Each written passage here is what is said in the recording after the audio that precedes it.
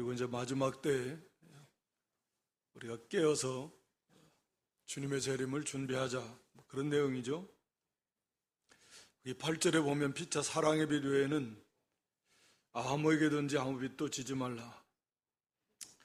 사랑의 빛을 받았다 그 말이죠. 우리는 다 사랑의 빚진 자다, 그런 의미입니다. 그러니까 이 빚이라고 하는 것이 정말 이거 갚지 못하면 참 무거운 거죠. 반드시 빚을 갚아야만 되는. 세상 이런 채무를 지면 참 이게 고통스러워요. 그런 심정으로 우리가 사랑의 빚을 진 자로서 어떻게 하면 이 사랑을 반드시 갚아야 되겠는데, 다른 빚은 지지 말라 그랬으니까 당연히 그것은 빚을 지지 않아야 되겠고, 자기의 그 범위, 능력 안에서 거기에 맞춰서 살아가야 되는 거고, 과도하게 어쩔 수 없이 우리가 빚을 지는 경우 많죠. 대부분 다. 그래도 갚을 그런 상환 능력이 있는 한도 내에서 이렇게 해야 되는 거고, 그래서 반드시 빚은 갚아야 되는데, 우리가 계획을 세워가지고 그거에 원금과 이자 원리금을 갚아나가고 하려면 굉장히 힘듭니다. 그러한 중심으로 우리가 사랑에 빚진 자로서 이 사랑을, 그리스도의 사랑을, 또 우리에게 이 복음의 빛을 비춰주고 오늘 우리가 여기까지 이르기까지 우리가 알지 못하는 어려서부터 또 처음 교회에 나왔을 때부터 그 인도하고 위에서 뒤에서 기도해주고 앞에서 말씀으로 양육하고 여러 알지 못하는 그런 헌신의 사랑의 손길들이 있을 것이고, 공짜로 하나님의 사랑, 그리스도의 사랑이 이 무한한 사랑을 우리에게 주셨는데, 이 사랑을 우리가 그 빚진 자의 심정으로 반드시 이것을 갚아야 되겠다, 이 중요한 것 같습니다. 그래서 해도 되고 안 해도 되고 그런 것이 아니라 빚은 반드시 갚아야 되잖아요. 안 갚으면 안 되잖아요. 그런 심정으로 이 사랑을 실천해서 갚아라. 다른 형제에게 우리가 지금까지 하나님의 사랑, 또 많은 그런 성도들의 그리스도 안에서 사랑을 다 받았어.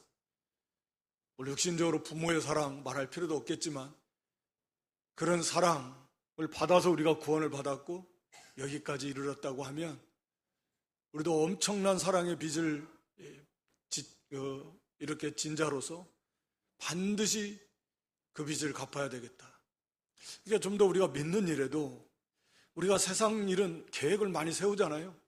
여기 육신의 정욕을 위하여 육신의 일을 도모하지 말라. 마지막 14절에 도모라는 게 계획을 세우는 거예요. 이걸 어떻게 할까 하는 건데, 우리가 세상 일은 생각도 많이 하고 어떻게 하면 이거 효율적으로 잘 할 수 있을까 하면서 그 연구도 하고 계획도 세워보고 굉장히 많이 다 노력을 합니다. 그런데 우리가 믿는 일은 그렇게 그 정도 한 몇 분의 몇도 못 따라가는 것 같아요. 믿는 일은 그냥 대충 되는 대로 형편되면 하고, 그렇게 열심히 어떻게 하면 믿는 일을 이걸 열심히 할까, 어떻게 하면 이걸 잘 하나님을 기쁘시게 하고 말씀을 순종할까, 이렇게 생각하면서 좀 계획도 세워보고 실천 방안도 좀 생각을 해보고 구체적으로 이걸 어떻게 해볼까, 좀 이렇게 우리가 믿는 세상 일 하는 것처럼 성경 그렇게 말하고 있잖아요. 우리가 어떻게 세상 일을 열심히 냈는가 하는 걸 항상 생각하면서 우리가 믿는 일도 좀 그렇게 하라는 거예요. 그러니까 빚을 갚으려면 이걸 어떻게 해서 얼마나 자기가 그 전략하면서 자기 하고 싶은 거 못하고 그 빚을 갚잖아요. 사랑이라는 게 헌신이고 희생이고 수고인데, 우리가 이 사랑의 빚을 갚으려면 어떻게 해야 되나? 되는 대로 하는 게 아니라 좀 더 깊이 생각하고 계획도 좀 세워보고 내가 실천 방안도 좀 만들어 봐서 내가 어떻게 사랑을 실천할까, 어느 정도 어떻게 할까? 이를 위해서 좀 열심을 해서 믿는 일도 그렇게 해서 말과 혀로만이 아니라 행함과 진실함으로써 하자 그랬는데 이 사랑을 실천하자. 우리 형제를 사랑하려면 사랑하지 못하는 게 참 고통스러운 건데 우리가 아는 대로 하여튼 우리 육신 중심으로 기울어져 있고 영의 세계에 있지 못하니까 우리 마음이 깨끗하지 못한 육신과 하여튼 세상의 것으로 채워져 있으니까 그리스도의 사랑이 나갈 수 없는 건데 그런 것을 좀 버리고 회개하고 하나님 앞에 우리 정결한 마음으로 그렇게 믿음을 써서 그렇게 해서 형제를 사랑하라. 우리 속에 하나님의 사랑이 있으니까. 없으면 뭐 하나님 백성이 아니니까요. 하나님의 사랑, 그리스도의 사랑이 와 있고 영이 중생했으면 그건 새 생명, 하나님의 새 성품, 거기에 사랑이 있는 거예요. 성령이 도와주시고 항상 그걸 기억하면서 힘을 써서 좀 더 우리도 믿는 일에 좀 구체적으로 계획을 세우고 열심을 내고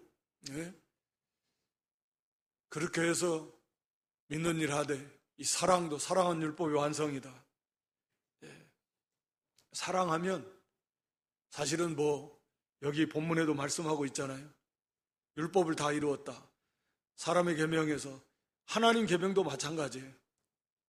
하나님을 사랑하는데 어떻게 우상을 섬기겠습니까? 또 사람 형제 사랑하는데 어떻게 뭐 간음하고 또 도둑질하고 살인하고 뭐 그럴 수 없는 거죠.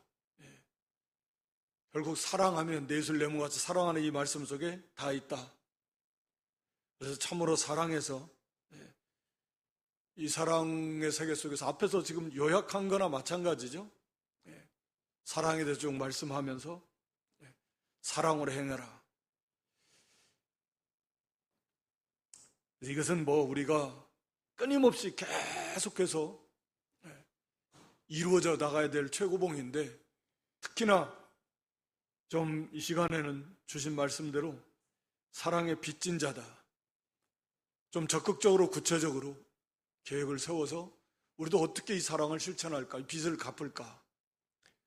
열심히 복음을 전해야 되고 그 복음이 전해져서 그런 피를 뿌리고 심지어는 또 기도하고 땀을 흘리고 또 물질을 바치고 모든 수고를 다 기울여서 그래서 우리가 이 복음을 받았고 믿게 됐고 또 여기까지 이르게 됐는데 그것을 항상 기억하면서 반드시 우리도 이것을 갚아야 되겠다 라는 그런 의식을 가지고 이 사랑을 실천해 나가는 그래서 점점 사랑에서 사랑으로 이렇게 나아가는 그런 믿음 될 수 있기를 주님의 이름으로 축원합니다. 여기 두 번째 11절로 14절인데 또한 너희가 이 시기를 알거니와 자다가 깰 때가 벌써 되었다. 이는 이제 우리의 구원이 처음 믿을 때보다 가까웠음이니라. 너희가 이 시기를 알거니와 우리 믿는 성도는 이 시기가 어떤 시기인가 다 알고 있어야 되는 거죠. 말세다 말세. 말세 중에 말세다 말세지 말이라 그러는데 사도 바울이 이거 기록할 때 2000년 가까이 됐습니다. 그러면 뭐 오늘날에는 도대체 얼마나 더 말세에 이제 주님의 재림이 임박한 거예요. 그러니까 이 시기를 우리가 바로 알고 있는가? 지식적으로는 사실은 다 알죠. 뭐 안 믿는 사람도 말세다 말세다 하고 돌아가는데 이게 정말 주님의 재림이 임박했구나. 그렇다고 하면 이제 우리는 오늘 본문의 말씀에 보면 자다가 깨야 된다. 자다가 깨야 됩니다. 잘 수 있다는 얘기죠. 우리 성도가 신앙생활하다가 신앙이 잠들 수 있습니다. 잠이 안 들면 좋겠지만 잠이 들 수 있어요. 오늘 본문도 자다가 깨라 그래 이제. 그래서 이제 자다가 깰 때가 벌써 되었다. 믿는 성도에게 주시는 말씀인데 잔다라고 하는 건 우리가 하여튼 영적인 활동이 없는 거예요. 예배를 드리고 뭐 이게 신앙생활을 하는 것 같은데 실제로 그 말씀대로 살아가지 못한다. 기도는 하는데 하나님과 영적인 교통이 잘 안 된다. 말씀을 받기는 하는데 그의 생명이 되지 못한다. 그래서 말씀에 반응이 없고 말씀대로 나아가지 못하고 말씀대로 행해나가지 못하는 거예요. 그게 잠들어 있는 거예요. 육신은 잠들어 있으면 뭐 말해도 못 알아듣는 거예요. 그러니까 듣기는 들어도 이게 삶에 적용이 안 돼. 깨닫지도 못하고 감사도 없고 기쁨도 없고 애통도 없고 이게 잠이 들어요. 졸 깊이 잠든 사람도 있고 아예 그냥 출석도 안 하는 경우도 있고 또 자다가 졸다가 뭐 깨는 사람도 있고 이건 육신에 기울어져 있으면 그건 영적으로는 잠자고 있다 라고 하는 거죠. 오늘 여기 말씀 속에 그런 거죠.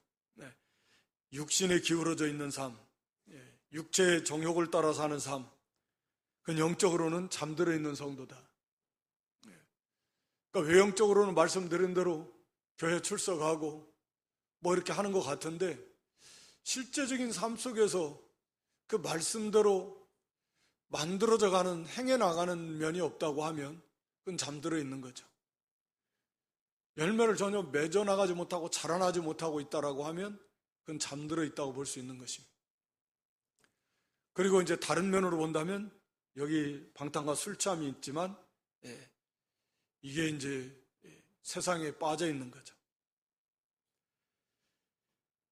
그래서 오늘 여기 본문에는 너희가 이 시기를 알거니와 자다가 깰 때가 벌써 됐다. 벌써 자다가 깰 때가 벌써 되었다. 우리 구원이 가까이 왔다. 예수님 재림이 가까이 왔다. 개인적으로는 우리 개인적인 종말도 가까이 왔다. 개인적으로 세상을 떠날 날을 우리는 알 수 없지만 가까이 오고 있잖아요.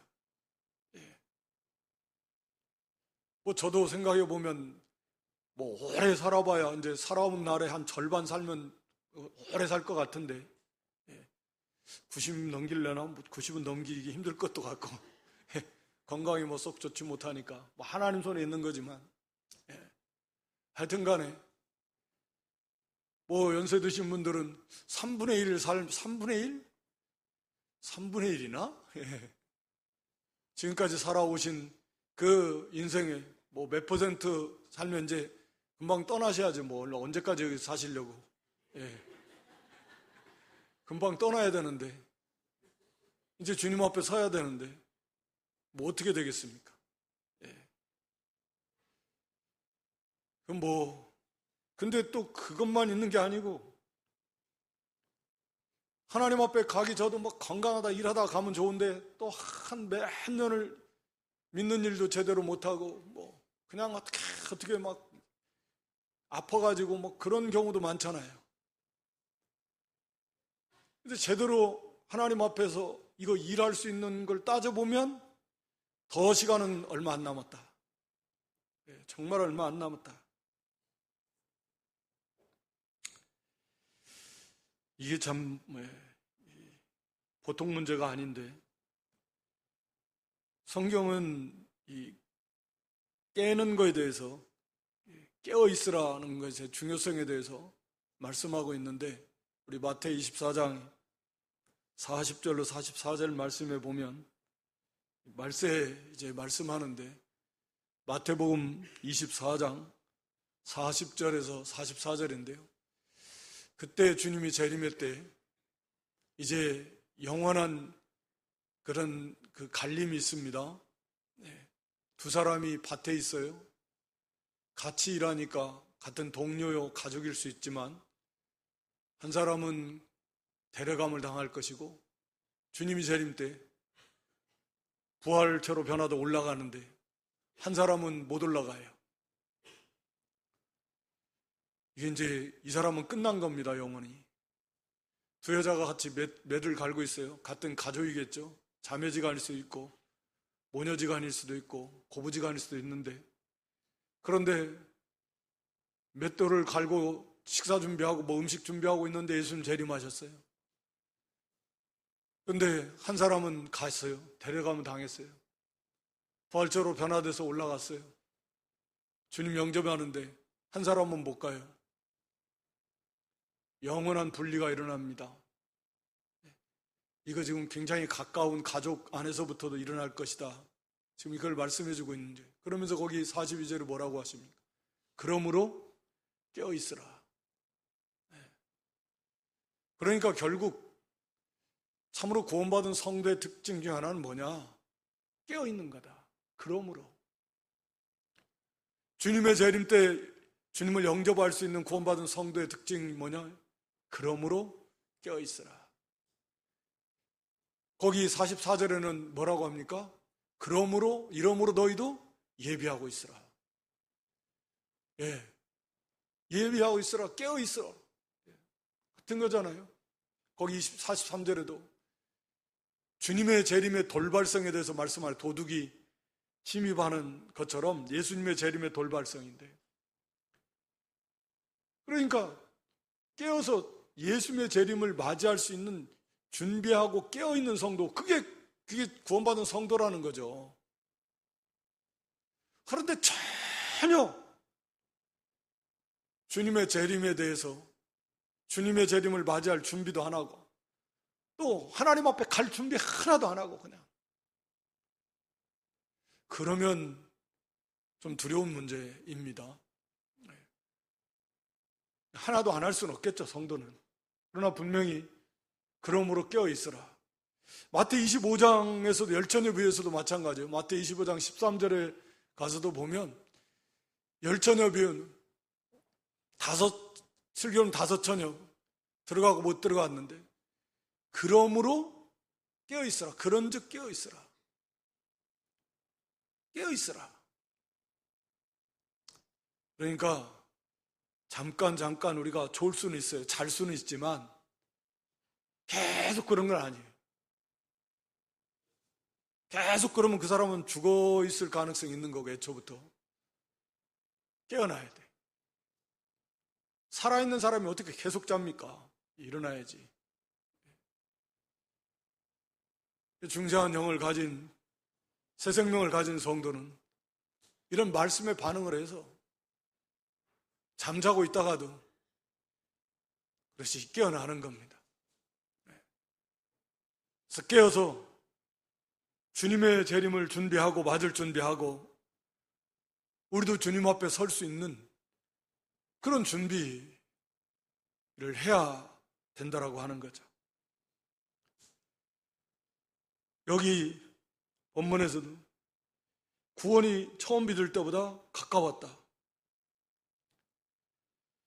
이제 우리가 일할 기회가 별로 없어요. 시간이 얼마 안 남았는데 앞으로 우리가 하나님 나라에서 우리가 살게 될 그 결정을 이 땅에서 우리가 다 하게, 이 결정이 난다 그랬잖아요. 이 세상 몇십 년 살면서 그거 좀 잘 살기 위해서 얼마나 수고하고 노력하는데, 우리가 하나님 나라에서 영원한 하나님 나라인데, 영원 그 영원한 나라에서 우리가 좀 더 잘 살고 좀 더 영광스러운 가운데 있고 좀 더 큰 자로 있고 좀 더 많은 기업을 받고, 그리고 그 차이는 영원한 거거든요. 좁혀지지도 않아요. 그러니까 얼마나 중요합니까? 이 세상은 그거 잠깐이고, 뭐 거기에 꼭 행복이 있다는 건 아닙니다만 세상적 가치 기준으로 봤을 때도 그나마 그것도 잠깐이다. 썩어지는 것이고, 그런 것조차도 얻기 위해서 그렇게 노력한다고 하면 우리가 영원한 가치는, 결국은 이건 깨닫지 못해서 그런 거죠. 얼마나 중요하고, 내가 하나님 나라에서 큰 자가 되고 싶다. 그건 욕심이 아니라 성령의 소욕으로 가져야 될 하나님 우리에게 주신 그런 비전이잖아요. 그게 꿈이죠. 그게 꿈, 말씀. 요셉의 꿈처럼 자기의 비전이 아니라 하나님의 말씀이 나의 비전이 되는 거죠. 그래서 천국에서 큰 자가 돼. 천국에서 10고을 건설을 받는 그런 왕권을 가지면 얼마나 좋겠어요. 그거 가지라고, 그 소망 품으라고 말씀 주신 거 아니에요. 이 땅에서야 뭐 별 볼 일 없고 다 거기서 거기지만 하나님 나라에서는 10고을 건설을 갖고 싶다. 하나님 좀 가까이서 막 24보좌가 있는데 뭐 할 수만 있으면 그렇게 한다 얼마나 좋겠어요. 그런 거룩한 소망을 가지고 좀 열심히 하나님을 기쁘시게 하고 하나님 앞에 잘했다 칭찬받고 싶고 그 면류관 귀한 상급들 얼마나 귀해요. 참 이거에 대한 좀 소망을 좀 품으라는 거예요. 이것이 이 땅에서 우리가 어떻게 믿는 일을 하느냐에 따라서 이제 시간도 얼마 없는데 이게 다 지나가 버리고 이제 얼마 없어요. 시간이. 언제 우리가 예수님을 얼마나 닮아가는 하늘의 큰 자가 돼야 돼. 하늘의 보화는 또 언제 쌓아야 돼. 참 이게 주님을 위해서 하나 주님을 닮아가고 우리가 일할 수 있는 이 시간이 얼마 안 남았다. 그리고 이것으로 딱 결정이 돼버리고 그리고 이제 그게 영원합니다. 뭐 어떡하실래요 이제. 물론 천국 자체가 좋으니까 뭐 천국에 가서 맨 끝에 있어도 너무 감사하겠죠. 말할 수 없이 감사하고 너무 기쁘고 좋겠지만 그래도 하나님 나라에도 아마 뭐 수억 뭐 이상 있지 않겠습니까? 구원받은 성도 다 합쳐놓으면 뭐 수십억이 될지 수억이 될지는 모르겠지만 하여튼 간에 거기에서 맨 꼴찌에 있는 것보다는 그래도 어느 정도 좀 하나님 큰 자리 하나님께서 가까이 해서 칭찬해 주시고 그런 자리 세세토록 그렇게 영광 가운데 하나님이 약속하신 그런 그 거룩한 놀라운 비전을 가지고 우리가 이 세상에 썩어질 것이 아니라 그를 위해서 힘을 써야 돼. 그런 시간이 얼마 안 남았다라는 거죠. 항상 우리가 좀 눈을 들고 주님을 좀 바라보고 주의 말씀을 받으면서 자꾸 세상에 자꾸 이렇게 고개가 떨어지잖아요. 고개가 세상으로 향하려고. 전 주님을 바라보고 천성을 바라보면서 요즘 썩어질 것이 아니라 그 영광의 비전을 품고 얼마나 복된 소망이에요. 상상도 할 수 없는 우리가 뭔데 우리가 하나님의 자녀로서 왕권을 주시는데 미국과 같은 대통령 그런 권을 갖는 게 낫지 저기 어디 인구 한 몇천 명 몇만 명 있는 그런 왕권을 갖는 그거보다는 얼마나 좋겠어요.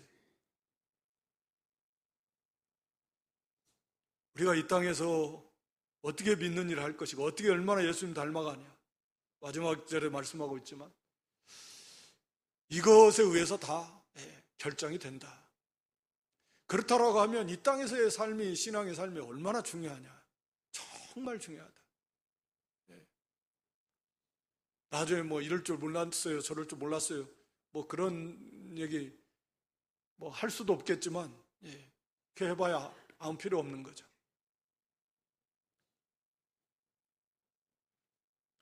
그래 밤이 깊고 낮이 가까웠다.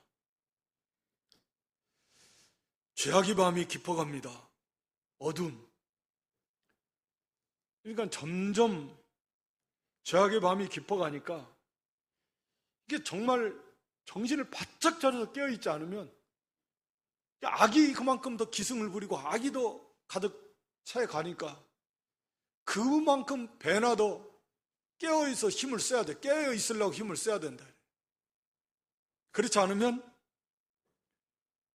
자기도 모르는 사이에 그냥 죄악에 물들어간다. 지금 시대가 그런 시대잖아요. 우리가 실감하고 있지 않습니까?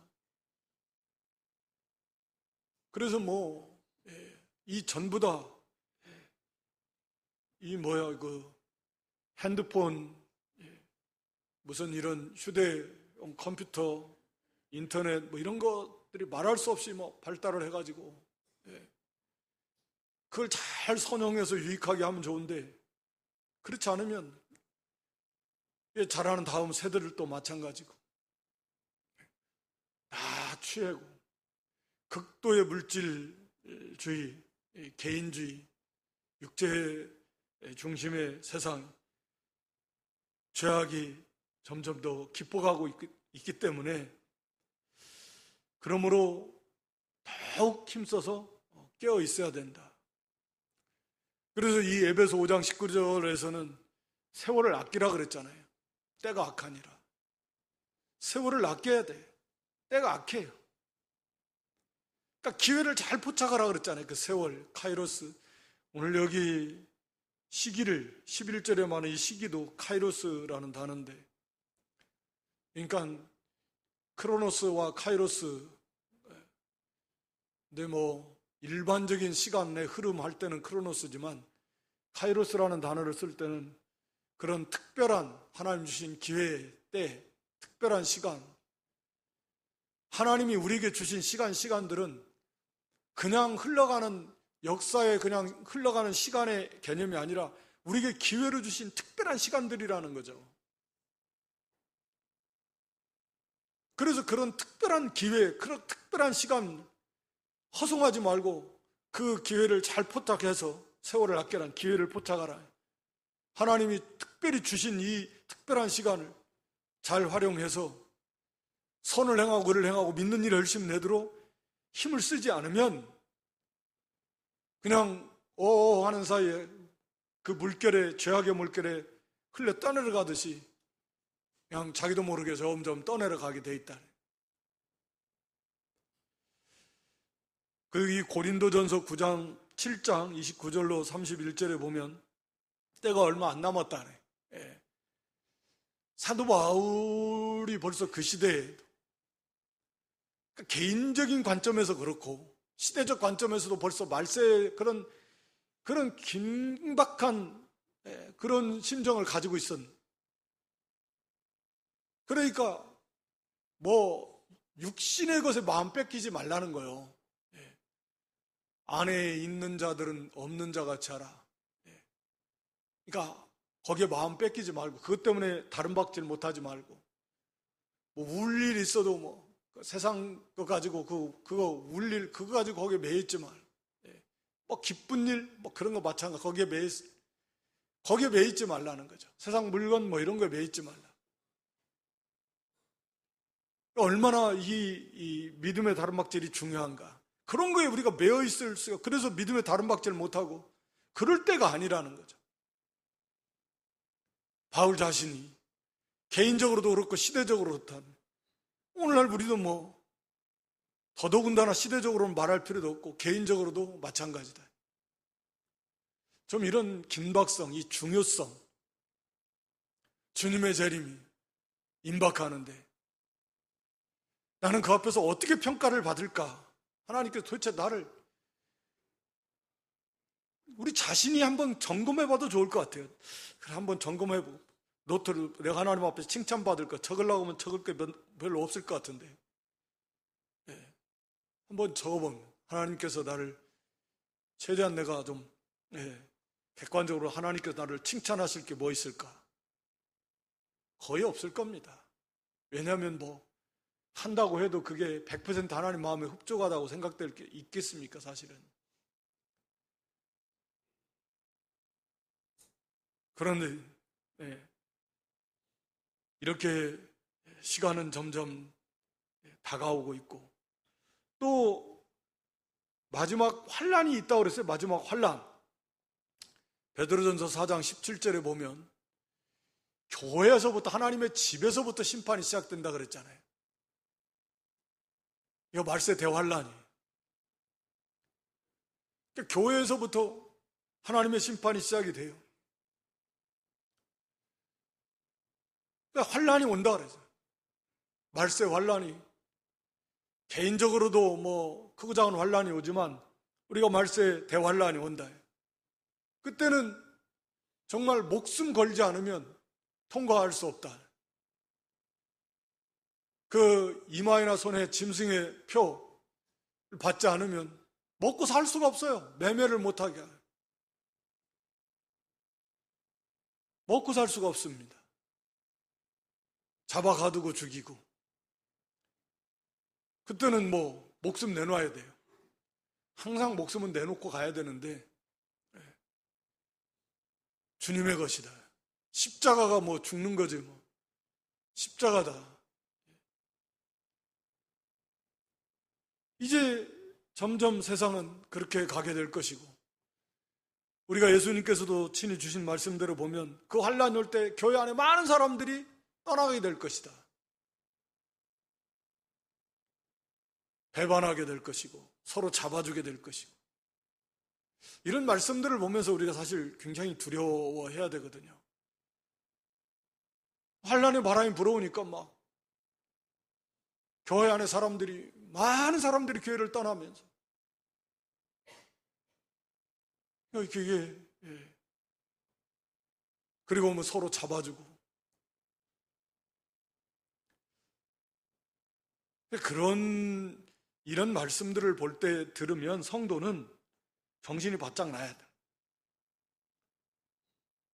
결단코 그런 자리에 들어가면 안 되겠다.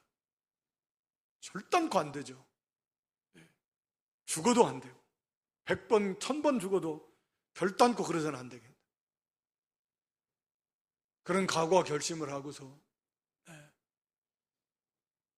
우리가 믿음을 지키려고 그래요. 그러니까 깨어 있어야 된다. 깨어 있어라.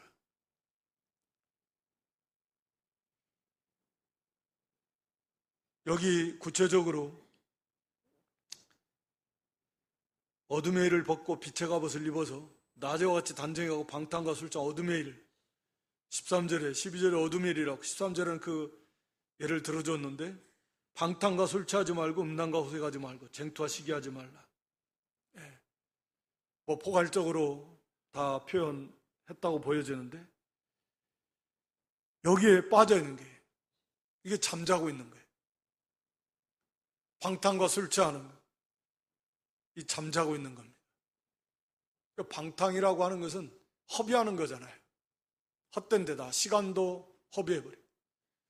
그러니까 방탕, 돈을 갖다가 막 다 흥청망청 다 써버려요. 그게 방탕하는 거잖아요. 그러니까 이 방탕이라는 건 하나님이 이 귀한 시간을, 이 기회를 헛된 데다 다 그냥 다 허비해버려요. 하나님 일에 힘을 써야 될 이 힘을, 건강을, 이 육신을 헛된 데다 다 그냥 허비해버려가지고 이제는 힘도 없고 뭐 눈도 침침하고 허리도 아프고 막, 그래서 주의 일 못해요. 다 다른 데다가 다 써가지고 이제는 하나님 일 하려니까 이제 못해. 다 써버려가지고 막 기력이 다 쇠해져가지고 할 수도 없어요. 방탕하는 거잖아요. 예수님 일하고 예수 닮아가라고 모든 거 다 주셨더니 헛된 데다 다 써버리고는 방탕하고, 술 취함과 방탕은 같이 가는 거죠. 취해 있으니까 방탕하는 거예요. 물질적으로, 물리적으로 알코올도 마찬가지지만 어떤 것에 푹 빠지면 취해 있는 거예요. 그러니까 세상에 푹 빠져가지고 돈에, 쾌락에, 뭐 세상 낙에, 뭐 온갖 것에 다, 우리가 계시록 17장 2절에도 보면 음행에, 음료에, 포도주에 다 취했다. 다 달콤한 세상 낙에, 거기에 온갖 죄악이 다 있는 거예요. 다 취해가지고 거기에 빠져가지고 이게 취해 있는 거예요. 그러니까 다 방탕한 거죠. 다 허송한 거죠. 하나님이 귀한 시간 주시고 환경 주시고 건강 주시고 물질 주시고 힘 주시고 필요한 모든 은사를 주시고 다 주신 것, 이거 하라고, 예수님 닮아가고 믿는 일 잘하라고 그렇게 귀한 기회를 주셨더니 없는 데다 다 써버렸다래. 음란과 호색은 말할 것, 음행이 가득한 시대에 음란한 시대입니다. 영적으로도 뭐 그렇고 뭐 이렇게 그냥 오늘날에는 더더욱이 무슨 막 공공연하게 무슨 굿, 또 무슨 각종 종류의 점 같은 거. 그러니까 옛날에는 무슨 막 보면 까름직하게 막 대나무에다가 무슨 깃발 달아놓고 막 이 굿하고 점친 게 아니라 요즘에는 무슨 사주 카페 점치는 별의별 해가지고 젊은이들도 다 더 미혹시키고, 영적으로도 더 멀리 떠나는 그런 음란한 시대가 되었고, 육신의 운명 말할 것도 없습니다. 대놓고 이제 아예 간통죄 다 폐지해버리고, 심지어는 동성음행죄도 이젠 대놓고 그거 이제 허락해달라고 하고, 기가 막힌 시대가 됐습니다. 끔찍한 시대가 된 거죠. 그건 상상도 못할 죄인데, 그런 거 이제는 이제 아주 당당하게 그냥 이성 간의 죄도 돌로 쳐 죽일 죄인데, 그거보다 더 타락한 게 동성 간의 음행죄거든요. 동성 음행죄. 그건 하나님의 그 창조의 원리를 거스리는 정말 끔찍한 죄거든요. 그런데 그것을 그렇게 죄악시 여기지도 않고 이제 점점 물들어가서 또 드러내놓고 또 그걸 옹호하고, 그런 사람을 무슨 목사도 그러니까 주님이 재림 안 하시는 게 이상할 만큼 된 거죠. 갈 때까지 갔다. 더 이상 얼마나 더 어떻게 타락하나. 거의 끝이 완 거예요. 여러 가지 현상, 전쟁, 지진, 기근, 재난, 갈수록 더 많아지겠죠. 온역, 전염병. 우리가 앞에서 살펴본 대로 저 이스라엘의 복음화가 이제 이루어지면 이제 거의 이제 끝이 이제 아마 반시고요 잠깐 이루어질 것 같고, 그리고 이제 주님의 재림, 환란 시작하고 이제 극도의 말세 대환란이 시작이 될 것 같고, 후반기 3년 반, 그 다음에 이제 그 가운데 주님이 재림하시게 되고, 그렇게 되지 않겠습니까? 잘하면 이 땅에 살아계실 때 그거 만날 수 있고, 잘하면이 그런가요? 정신 차려야 된다. 이 음란한 세대가 됐습니다. 쟁투와 시기하지 말고, 이건 하여튼 욕심, 일평생 원수인 자기, 이기주의 욕심 때문에 싸우고 다투고, 우리 야고보서에도 뭐 때문에 싸우고 다투냐, 이게 욕심이에요. 자기가 더 높아지려고 하는 욕심, 더 많이 가지려고 하는 욕심. 하여튼 이런 이 어둠의 일, 이런 요소들이 다 있죠. 이걸 벗어야 해요. 벗어버려라. 벗어버리고 빛의 갑옷을 예수 그리스도로 옷 입자. 옷을 입어가서 그런 인격화, 옷이라고 하는 건 그 사람의 신분, 지위, 인격을 나타내는 건데, 우리가 예수님을 좀 닮아가는, 빛의 갑옷이라는 건 전쟁, 이거 전쟁이니까 선한 싸움을 싸우는 거예요. 의의 선한 싸움을 싸우는 겁니다. 그러니까 빛을 비추고 예수 그리스도를 옷 입어서 예수님을 닮아가고,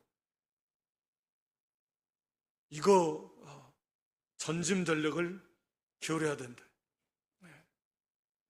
그러니까 정욕을 위해서 육신의 일을 계획하지 말고 욕심대로, 처음에 말씀드린 대로 너 어떻게 하면 예수님을 닮아갈까, 여기에서 좀 계획하고, 막 기도하고 힘을 쓰면서 믿는 일을 좀 어떻게 열심을 낼까. 우리가 이 시대에 이제 정말 자다가 깰 때가 됐다. 지나간 걸 생각하면 너무 아깝고 원통하고 분해. 이제 얼마 안 남았는데 지나간 만큼 이제 더 허송한 거고 방탕한 거니까 이제 남은 생에 하나님 허락하신 시간 있는 동안에 뭐 우리 주님의 재림이 임할 수도 있고, 왜냐하면 뭐 굉장히 빠르게 진행되니까요. 왕래가 빨라질 것이다. 뭐 이런 속도만 아니라 모든 일이 진행되어져 가는 것도 얼마나 빨리 진행될 수밖에 없어요. 그렇게 빨리빨리 진행이 되면 뭐 몇십 년 그 안에 뭐 이스라엘 복음화 되지 않겠습니까? 얼마나 뭐 저게 200년 걸리겠다고 생각하세요? 불과 얼마 안 있으면 복음화되고, 반시고는 잠깐이니까 얼마나 짧은 반시라고 그러겠어요. 그리고는 환란이 시작되면 그 이제 주님 재림 얼마 안 만, 그때는 이제 목숨 걸어야 되는 거. 그전에라도 하나님 오늘 밤 불러가시면 이제 내놔야 되는데 뭐 내놓을 게 뭐가 있나. 하나님 앞에서 좀 우리가 좀 정신을 차리고 자다가 깰 때가 됐다. 깨어 있는 게 성도의 특징이다. 말씀을 통해서 우리가 깨어서 정신을 차리고 기도에 힘을 쓰고 주의 말씀을 붙들고, 우리가 이 방탕과 술 취함, 세상 육신 정욕, 이거 음란 가운데서 쟁투하시기 어둠의 일을 벗어버리고 예수 그리스도를 닮아가는, 굉장히 포괄적이지만 그렇게 사랑이 율법의 완성이니까 앞에서 주신 말씀대로, 그래서 우리가 예수님을 좀 많이 닮아가는 하늘의 그 영광, 좀 더 영광스러운 자리에 좀 설 수 있는 저와 여러분 다 될 수 있기를 주님의 이름으로 축원합니다.